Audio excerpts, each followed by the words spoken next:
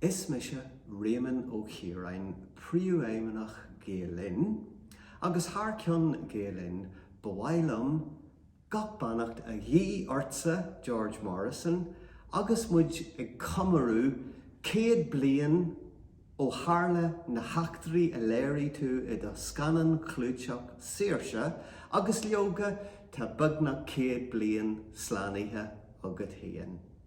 I was lucky enough to meet you in 2006 when Gael relaunched Misha Era on DVD in the Collins Barracks. That evening, your presence and your affability really impressed me. The connection between Gael and George Morrison goes back to 1958 when you, George, made a pitch for what was to emerge as Misha Era and Saoirse.